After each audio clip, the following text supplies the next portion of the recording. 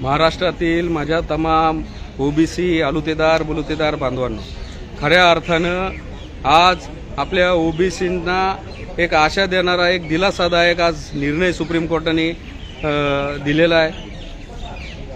ज्या ट्रिपल टेस्टसाठी ओबीसीचं आरक्षण स्थगित झालं होतं, ही ट्रिपल टेस्ट करताना या बाठिया कमिशनच्या नेमलं गेलं आणि या बाठिया कमिशनने चुकीच्या आकडेवारीच्या आधारे ओबीसीचं आरक्षण निम्म्याने आपलं कमी केलं होतं। याच संदर्भामध्ये 6 मेला आपण एक ऑर्डर घेतली होती की बाठियावर आमचा आक्षेप आहे, बाठियाच्या आधीच्या आकडेवारीनुसार निवडणुका घेण्यात याव्या असा कोर्टाने निर्णय दिला होता। त्यानंतर इलेक्शन कमिशनने 246 नगर परिषदा आणि 42 नगर पंचायतीचा निवडणुकीचा कार्यक्रम सुरू केला। नॉमिनेशन झाले, अर्ज माघारीचे दिवस झाले, लिस्ट फायनल झाल्या। 3 डिसेंबरला या संदर्भामध्ये निवडणूक होती, पण या विरोधामध्ये यातील 57 ठिकाणी जिथं ट्रायबल एरिया आहे तिथं ओबीसीच्या आरक्षणाची टक्केवारी क्रॉस झाली म्हणून काही जण कोर्टात आले।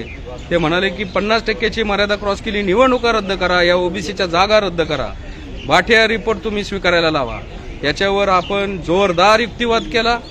आज कोर्टाने आपली दरखास्त ऐकून घेतली। बाठिया कमिशनने कशा प्रकारे UDIS, सरळ, पवित्र पोर्टल असा सेकंडरी डाटा सोर्स तो पण राज्य सरकारकडून घेतला। मतदार याद्यांवरनं एक सॉफ्टवेअर तयार केलं आणि फक्त आडनावावरनं आकडेवारी ठरवली।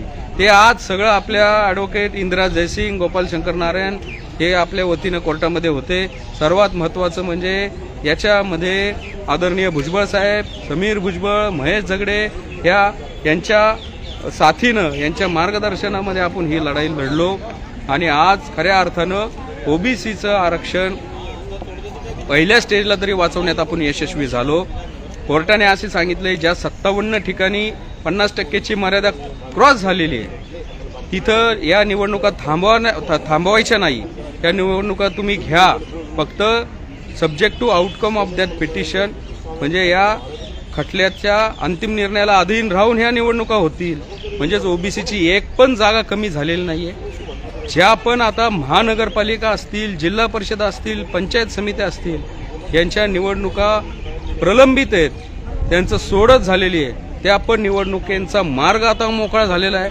फक्त त्यांनी अट कोर्टाने अशी टाकलेली आहे की 50%च्या मर्यादामध्ये या निवडणुका घेण्यात याव्या आणि या निवडणुका पण या न्यायालयाच्या अंतिम निर्णयाच्या अधीन राहून राहतील। म्हणजे 27% आरक्षण महाराष्ट्रामध्ये जवळजवळ 99% स्थानिक स्वराज्य संस्थांमध्ये अबाधित राहील। अपवाद फक्त जिथं ट्रायबल एरिया आहे तिथं फक्त 50%ची अट लागेल। या संदर्भात पण सर्वात आणखीन एक आशादायक गोष्ट आज अशी झालेली आहे की सुप्रीम कोर्टाने ओबीसीची जी आपलं अनरेस्ट होता, ओबीसीचं जे म्हणणं होतं की ट्रायबल एरियामध्ये ट्रायबल्स म्हणजे आदिवासींची संख्या जास्त असते, शेड्यूल कास्ट समाजातल्या आपल्या बांधवांची संख्या जास्त असल्यामुळं आपल्याला लोकसंख्येच्या प्रमाणात आरक्षण ठेवता येत नाही, 50%ची कॅप लागते आणि त्यामुळं ओबीसीचं आरक्षण कमी होतं। तर कोर्टाने या संदर्भामध्ये 3 जज बेंच नेमण्याचा आज निर्णय घेतलेला आहे। 21 जानेवारीला 3 जज बेंचच्या समोर याच्यावर सविस्तर सुनावणी होईल। त्यामुळं सध्या तरी महाराष्ट्रातील तमाम जे लोकप्रतिनिधी आहेत त्यांच्यासाठी एक हा खूप सकारात्मक आनंदाचा क्षण आहे। ओबीसींसाठी पण आनंदाचा क्षण आहे। आपलं 27% आरक्षण अबाधित राहते, फक्त 50%ची मर्यादा ठेवून। आणि महाराष्ट्रातील तमाम 13-14 कोटी जी जनता आहे, कारण की गेल्या अनेक 5-6 वर्षापासून स्थानिक स्वराज्य संस्थांच्या निवडणुकांना येत प्रशासक सगळं कारभार करतात, ते मनमानी करतात। ते आता महाराष्ट्राच्या जनतेला त्यांचे मनासारखे लोकप्रतिनिधी निवडून देता येईल, त्यांचे प्रश्न मार्गी लागतील, फंड मिळेल, कामं होतील, म्हणून सगळ्यांसाठीच हा खूप आनंदाचा क्षण आहे। ओबीसींच्या वतीने आम्ही इथं लढलो, जोरदार बाजू मांडली। ओबीसींच्या जागा गेलेल्या 6 मेला पण परत आणल्या होत्या, त्याला चॅलेंज आता झालं।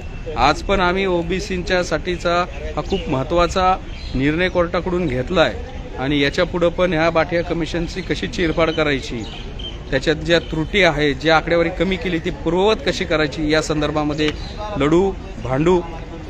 पण आज खऱ्या अर्थानं ह्या आपल्या ओबीसींचा विजय आहे. आम्ही इथं लढतोय. आपल्या सर्वांनी याबाबत अत्यंत आमची साथ दिलेली आहे. तर नक्कीच आपण अशीच लढाई ओबीसीच्या न्यायाची लढू.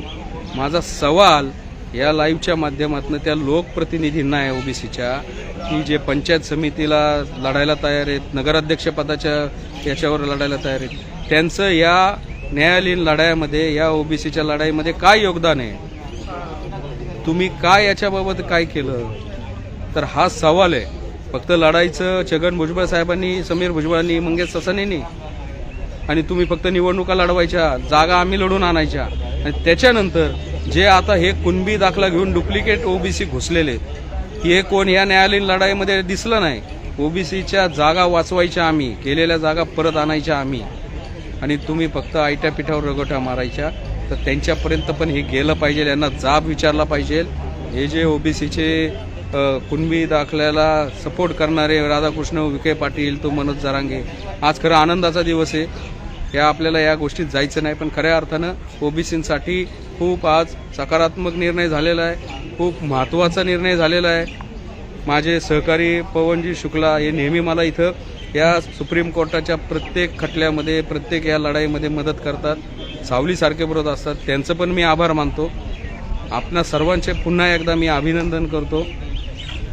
ही ओबीसीची लढाई आता सुप्रीम कोर्टातली लढली आपण राजकीय आरक्षणाची. आता हायकोर्टामध्ये 10 तारखेला त्या 2 सप्टेंबरच्या JR संदर्भात सुनावणी, तिथं पण नक्कीच आपण ही लढाई लढतोय आणि तिथं पण आपण नक्कीच विजय मिळवू अशी आशा करतो. धन्यवाद तुम्ही दिलेल्या शुभेच्छांबद्दल, तुम्ही दाखवलेल्या पाठिंब्याबद्दल.